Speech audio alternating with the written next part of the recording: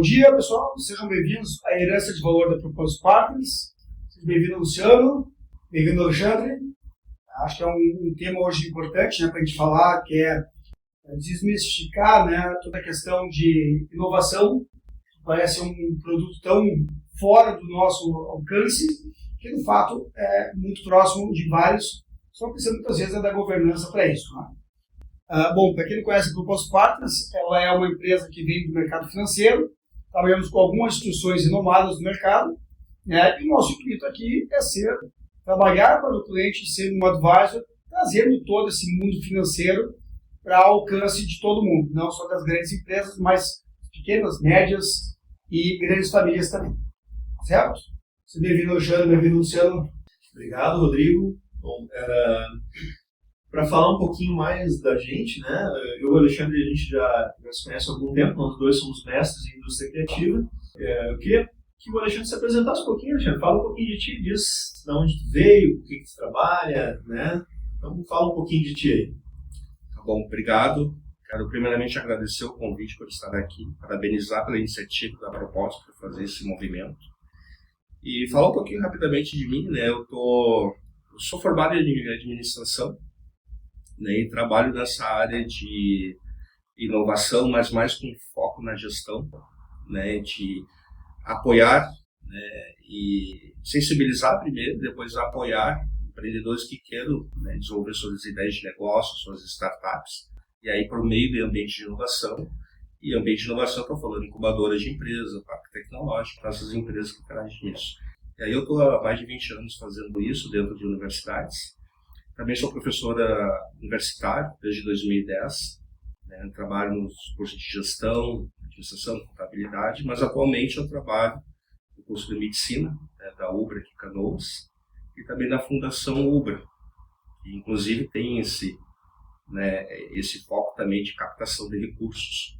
E fora também tem interação com o ambiente empresarial e acadêmico, mais esse braço acadêmico, mas sempre conectando o empresário para próximo do ambiente acadêmico, para não ficar só acadêmico falando, tem um gargalo que a gente tem, ou só empresário falando. Então, isso é um que a gente puxa. Então, um pouquinho da minha história, focado no ambiente de inovação e sempre essa aproximação, mercado e academia. Alexandre, estou curioso, Inovação para a medicina. Fala um pouco disso, como é que é falar de inovação na medicina? Bom, inovação na medicina, na verdade, quando a gente fala em inovação, a gente fala para qualquer área hoje em dia. Então, inovação tanto em medicina, na área jurídica, na área psicológica. Se a gente vai falar todas as áreas de conhecimento, tem tudo. Mais especificamente na medicina, que é uma área muito vasta, importante hoje em termos de tecnologia. Hoje a gente fala em cirurgia totalmente robotizada. E sempre, claro, com acompanhamento do profissional. Então, hoje, falar em inovação, tecnologia, não somente em medicina, mas perpassa todas as áreas. Mas, especificamente em medicina, onde eu atuo com os alunos, está todo dia ali, dentro de sala de aula, fazendo as provocações. Não só o conhecimento técnico, que quase que vai virar um padrão, mas o que vai se diferenciar hoje em dia dentro do mercado de trabalho, aí com a IA, com tecnologia, com esses movimentos que a gente tem que fazer.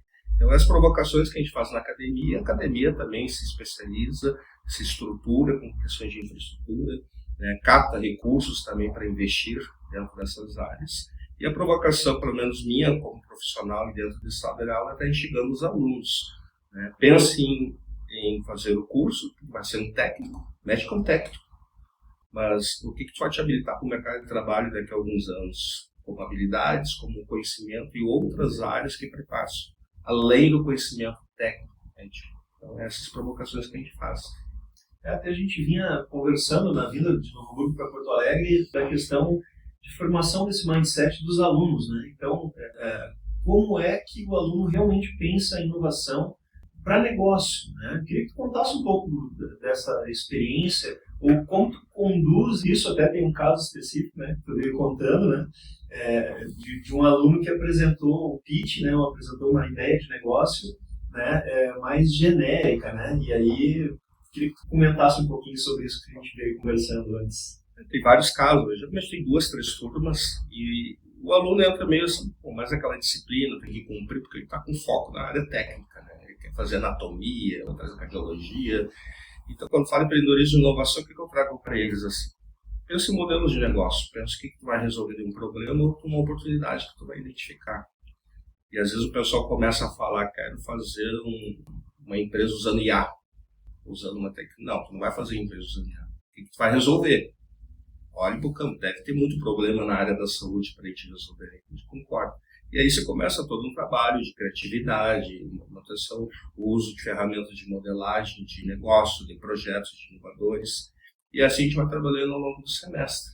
Então eles vêm meio desacreditados, sendo mais uma disciplina que eu tenho que cumprir, e sai totalmente com outra mentalidade, e sempre xingando, fazendo, talvez vocês não precisem disso agora, mas depois de se formarem, não só o aspecto de inovar o que é o novo negócio, não precisa ser disruptivo, mas tu, quando se formar, pode montar uma clínica, vai ter que precisar da questão de gestão financeira, né, pessoal tua e do teu negócio, vai precisar trabalhar, ser líder de alguma equipe. Então a gente já começa por aí. Criar uma cultura de inovação dentro da tua organização, que aí já dá um primeiro passo para tu começar a inovar e pensar.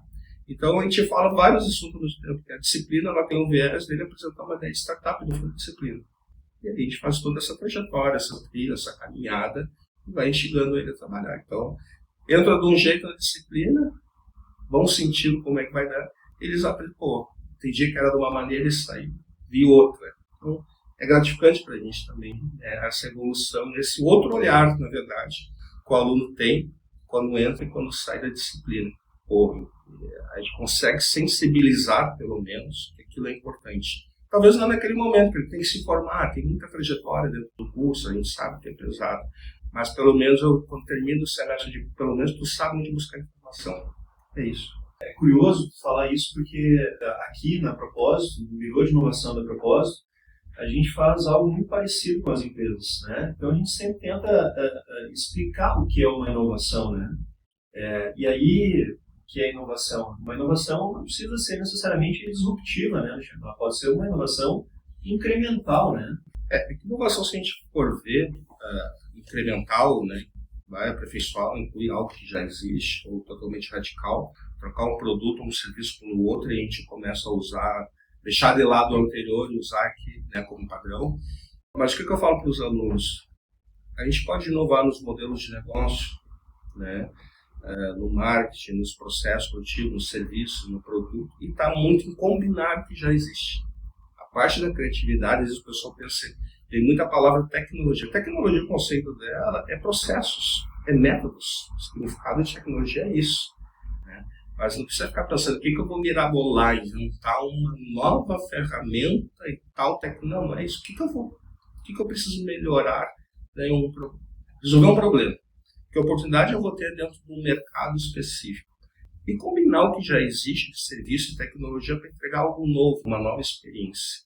E, na verdade, muitas empresas que vai ver hoje tecnologia grande que a gente vê no mercado, eles combinaram algum serviço e entregaram uma nova experiência, um novo modelo.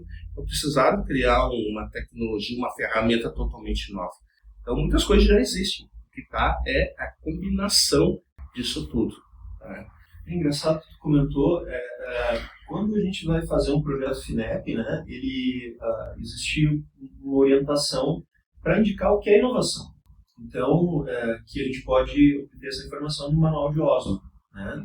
Quando a gente lê o Manual de Oslo, a gente percebe que existem inovações em termos da performance do produto, num sistema, num serviço, na experiência do cliente, no marketing. Eu posso inovar num novo canal de venda, num novo produto, né? Então, assim, uma forma diferente de fazer as coisas, né? Então, eu não preciso criar algo totalmente novo, né? Um incremento que vai trazer uma nova receita, que atenda melhor um canal, etc., também é uma inovação, né? E é muito bacana que quando a gente faz projetos nas empresas, a gente tenta formar as pessoas, ou seja, fazer com que elas entendam o que é inovação, porque é muito difícil implementar uma inovação numa empresa sem saber o que é, né? E por vezes também, né, Rodrigo, inovações têm incentivos, né? Incentivos podem ser com subvenção, ou seja, sem retorno ou com uma pequena participação, ou podem ser com base num financiamento com taxas muito abaixo do mercado, né? Então, assim, eu queria até que tu comentasse um pouquinho dessa questão financeira, né? E aí também nos trouxesse uma visão de como é que o banco enxerga isso, né? Como é que o banco vê essas questões de financiamento, de cadastro, né? Porque eu vou fazer um projeto de inovação, é bacana, eu vou promover, vou criar um novo produto, um novo serviço, uma nova experiência, mas eu também preciso ter uma condição de tomar o financiamento ou o fomento, né? Então, assim, fala um pouquinho dessa visão do banco para a gente. Como é que o banco enxerga isso? Esse é um ponto bem importante, Luciano, que eu mencionou. Porque hoje as empresas, primeiro que elas não sabem o que é inovação, né? Isso só as grandes têm acesso a essas linhas, né? Mas não é só as grandes, porque as grandes estão preparadas para isso. Tem as governanças necessárias, né? Então, por isso que para eles fica mais fácil o acesso. Mas está disponível para todo mundo, né? Para qualquer empresa está disponível esse tipo de financiamento. E quando a gente vai olhar esse tipo de linha, como falou, tem as linhas que tem alguma subvenção, mas tem as linhas que eu preciso sempre olhar, e vai sempre ser olhado a capacidade de pagamento da empresa, né? Então, essa governança, as empresas estarem preparadas com essa governança, trazendo para o mercado financeiro, junto com o desenvolvimento da inovação, essa governança, esse marketing financeiro, mostrar o lado financeiro, a capacidade de pagamento é bem importante, né? E a gente cansa de ver aqui, né, Alexandre, muita empresa vem para cá para a gente, aproveita o FINEP uma linha, tá aí agora, e botar a mão nesse dinheiro, e aí vou me deparar que eu preciso de uma carta de crédito. E não é qualquer banco que vai dar essa carta de crédito, é um banco que tem convênio com a instituição. Então, nesse momento começa a ter os problemas. Parece que agora fiz todo o processo, vou botar mão de dinheiro. Não vai botar mão de dinheiro. Porque agora preciso ter as garantias. Então, esse trabalho, junto com o do Alexandre, que é desenvolver a inovação, ter a governança, mostrar a capacidade financeira, isso é muito importante. Né? Que eu acho que é um problema da maioria das empresas, primeiro, que não sabem o que é inovação, e segundo, quando chegam, não conseguem ter aquela garantia necessária. Né? Então, por isso que a gente começa a ver grandes empresas, vocês citam nomes aqui, não, mas grandes empresas vivem, já começam a conceber o produto com uma cara de inovação. E tem a governança financeira, está pronto, é fácil, sai uma linha, já conseguimos suportar eles. Por isso que outras empresas não conseguem. Né? Então, esse é um problema muito importante. Falando mais da linha financeira, das linhas de financiamento, né, a gente tem financiamentos que o FINEP, por exemplo, que tem 2 anos de carência, né, pagamento apenas dos juros e tal, e financia em 10 anos. Então, isso representa um desafio de caixa para a empresa, ou seja, realmente, programas assim realmente ajudam as empresas, né? E quando a gente fala disso, sempre existe uma confusão, tá? Mas e quando eu tenho que devolver o dinheiro e quando eu não tenho que devolver, né? Então, assim, é um financiamento com subvenção ou um financiamento realmente que eu preciso pagar de volta o dinheiro, né? E aí queria perguntar para o Alexandre, quando eu consigo um financiamento com subvenção? Ou seja, que eu não preciso devolver, por exemplo, o dinheiro. A gente tem algumas linhas lá do governo federal, estadual, de subvenção, que são recursos não reembolsáveis. Né? Isso são linhas que a gente tem, que a gente não precisa devolver o recurso. E aí precisa de um projeto bem alinhado, estar junto de parceiros que têm um ecossistema também aliado, como a propósito, por exemplo. A gente vai falar não só a parte financeira, técnica do projeto, que é muito importante, e depois de tudo, só fazendo um parênteses aqui, a gente pode abordar depois, encaminhar o projeto e ter o projeto é uma parte. A outra parte também que tem que cuidar é a execução. Talvez a gente possa entrar um pouquinho, detalhar um pouquinho mais sobre isso também. Mas anterior a isso, montar um projeto, estruturar isso, tu tem que demonstrar o seguinte. Primeiro, tu tem que estar preparado e olhar de onde é que vem os editais? Pelas linhas estratégicas do governo. O governo não vai botar dinheiro onde não é estratégico para ele. Então, a gente vê hoje no meio ambiente, estrutura. Por exemplo, o governo do estado determinou 9 regiões, 9 áreas aqui no Rio Grande do Sul estratégicas. E cada uma ele mapeou. Essas áreas aqui do litoral vão investir em saúde, educação, ação da indústria criativa. Então, certamente vai sair recursos editais destinados àquela área. Hoje a gente tem um edital chamado Tecnova, no Rio Grande do Sul, que é de subvenção. E tu tem que apresentar um projeto que tu vai gerar tecnologia, vai gerar um impacto muito maior daquele, além de tu ter receita sobre aquele projeto. Então tem que olhar com muito detalhe nas entrelinhas. Eu sempre falo, o edital tu tem que ler vírgula por vírgula, né? Tu tem que prestar atenção, ver os critérios de avaliação, os impactos que aquilo vai gerar. E tem oportunidade para isso. E o que falta são projetos. O que falta instrução. O que falta? Falta o olhar do empresário saber. Talvez ele tenha tanta competência quanto outros que já estão mandando, mas ele não sabe onde buscar ajuda e recurso. Aí, por isso, um ecossistema como esse que a Propósito tem, que está abrindo esse leque, é tão importante, porque não só para a empresa, para as universidades também. Porque as universidades precisam de empresas que se aproximem do ambiente acadêmico para ter essa interação mais focada no mercado. Então, esses editais de subvenção, né, eles têm que ser feitos, né, olhando para o edital, com o propósito do edital. Todo mundo pode participar, entre aspas, com capacidade conforme a aderência do edital. O que falta muitas vezes é escrever o edital. E cada instituição de fomento, né, tem uma característica específica. E aí tem que ter um olhar do especialista. O que eu quero dizer, tu vai escrever o edital para a FINEP, tu tem que olhar. CNPq é acadêmico. Vai ter que ter o teu escrito a olhar e saber para quem tu está escrevendo. Né? Vai pegar um no Sebrae, é outro tipo de projeto. Direcionamento. Então, o que eu quero dizer com isso? Buscar especialistas profissionais que sabem fazer essa integração, né? E ter esse olhar para poder dar esse encaminhamento. E é importante também dizer que editais com subvenção necessariamente precisam ter um ICT ligado, né? E geralmente quando sai um edital, o ICT tem linhas de pesquisa, então possivelmente algumas linhas são de interesse do ICT, a fazer Instituto de Ciência e Tecnologia de universidades, como tem na UBRA, acho que na FEVALE também tem, né? Então esses ICTs, eles têm linhas de pesquisa, então cada ICT vai desenvolver algum tipo de projeto ligado a um edital específico. ICT, para quem não conhece, Instituição de Ciência e Tecnologia, público ou privado, sem fins lucrativos. A gente tem que cuidar sem fins lucrativos. Isso é o conceito do Marco Legal da Inovação. E justamente isso.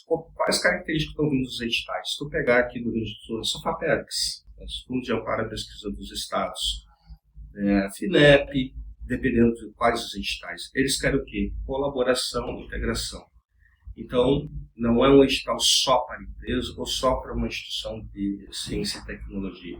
Ou às vezes eles querem 2, 3 instituições de ciência e tecnologia com mais empresas.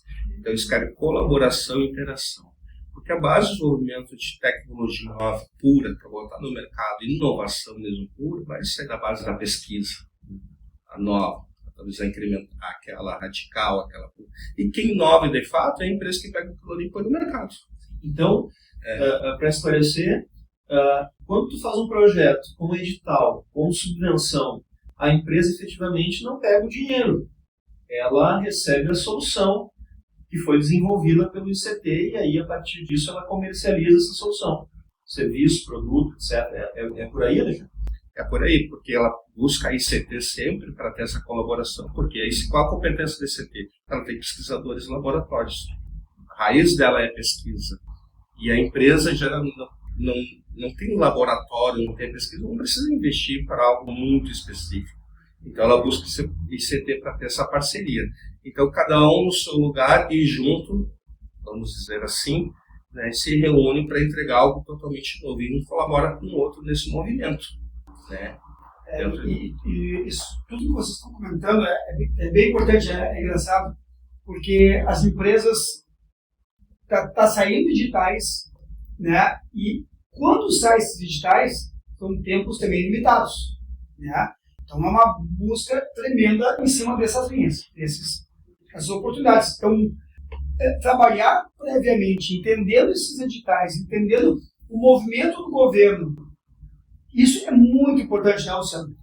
Porque quando saem esses movimentos e começa, isso já foi meio que já previsto antes. Então, trabalhar, ler esses atos, esses movimentos do governo, a gente preparar as empresas para quando sair estejamos prontos, isso é bem importante, porque abre e rapidamente fecha. Eles permitiam comprar linhas com subvenção, né?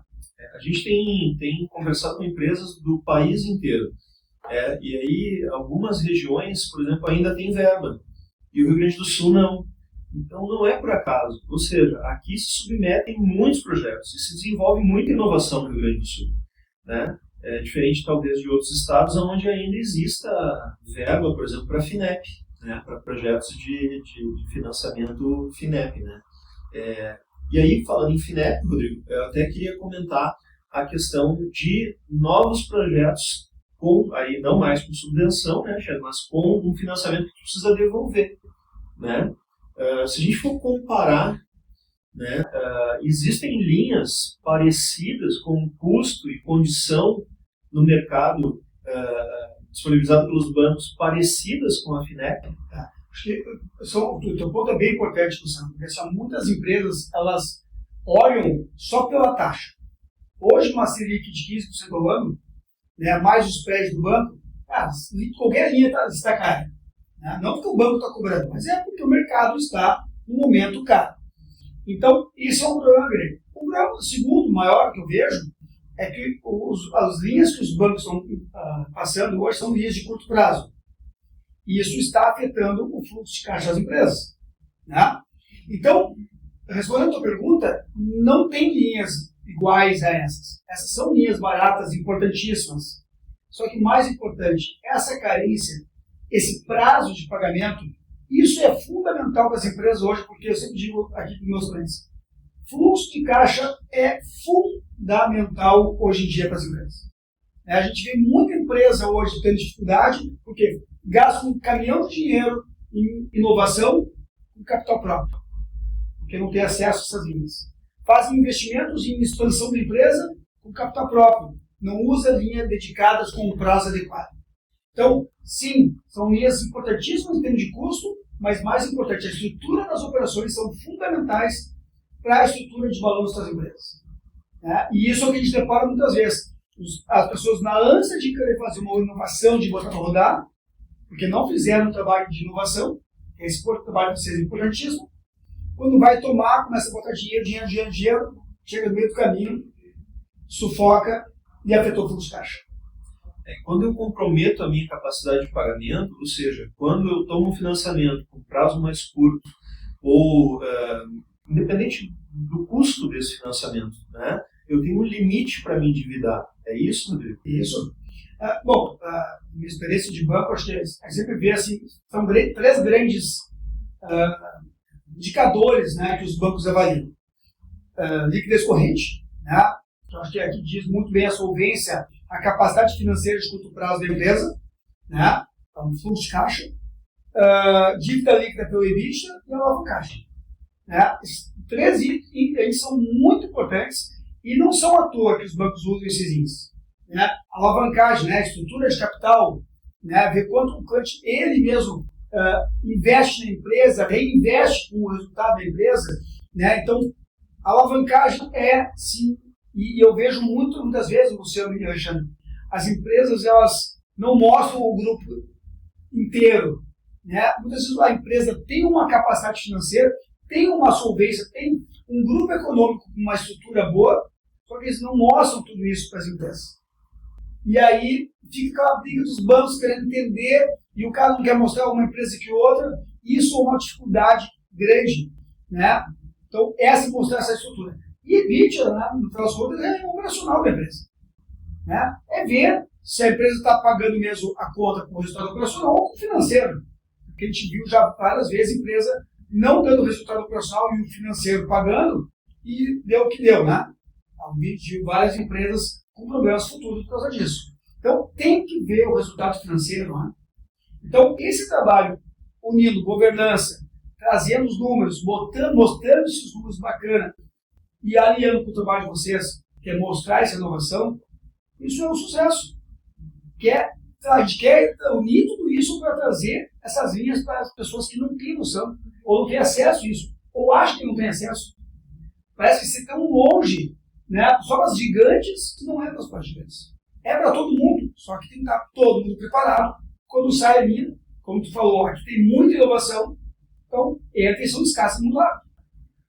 Então esse é um programa. Esse foi o primeiro bloco do nosso podcast, e no segundo bloco a gente vai conversar a respeito de novos produtos, novos processos, como eu devo inovar, como eu posso inovar, né? E vai tentar dar algumas dicas, principalmente da questão de gestão de projetos, de controle de projetos e prestação de contas desses projetos. Maravilha.